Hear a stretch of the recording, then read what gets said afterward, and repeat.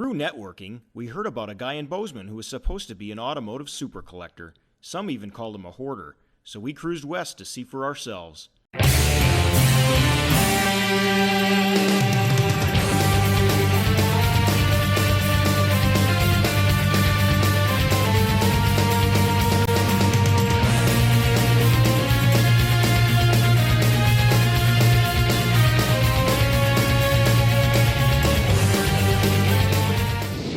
Bob, you've met Rick before? No. I met you at the Burn the Point swap meet. You're just not cute enough for me to remember who you were. That's a good thing, I guess. The city just hates me for all this crap and parts and stuff, but you know, they go into other vehicles to make them. It's like these tires. There's a gal used to be on my case for the tires. Well, they're junk tires. I said, they're not to me. They're worth as much as new ones for what I need. So now be careful in here. I lost somebody once. I never did find them. We'll have to make our own path. I was totally blown away. I'd never seen somebody who had so much stuff. Walking through Bob's, there was stuff everywhere. I looked up and I saw two 56 Corvette pedal cars. Is that something you consider selling today? Yeah, I probably would. The front one's a whole lot better. You know, it's about a $3,000 piece today. It's not perfect, but it's nicer than most.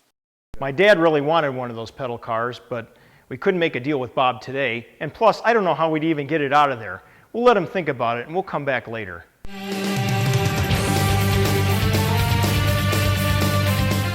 There was absolute junk laying right on top of very desirable car parts. Nothing had any rhyme or reason to anyone but Bob himself.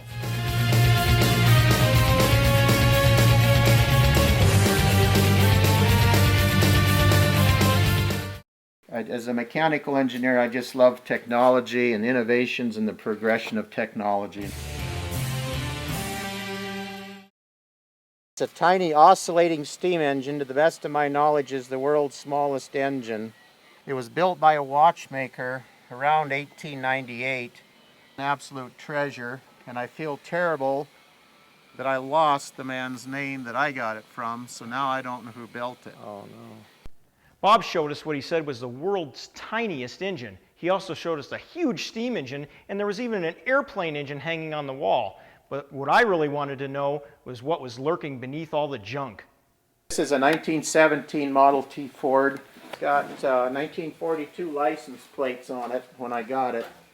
Walt died in '42. My dad said this had to be the last Model T in the whole county that was in use as an automobile.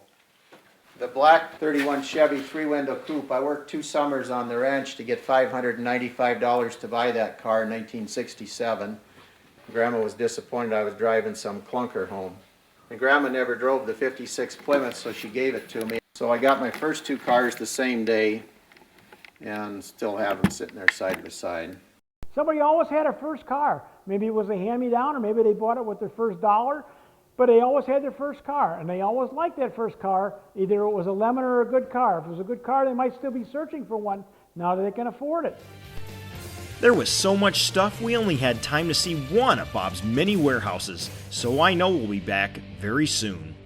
Well, thanks, Bob. You're welcome. Glad to see your collection today. Stay tuned. In future episodes of Hot Rod Hunt, we'll be hunting some awesome cars and getting the stories behind them, because on Hot Rod Hunt, it's about the story. Join us next time as Rick's son hunts for his dream car. If you dig our show, please like us on Facebook to follow us on the Hot Rod Hunt.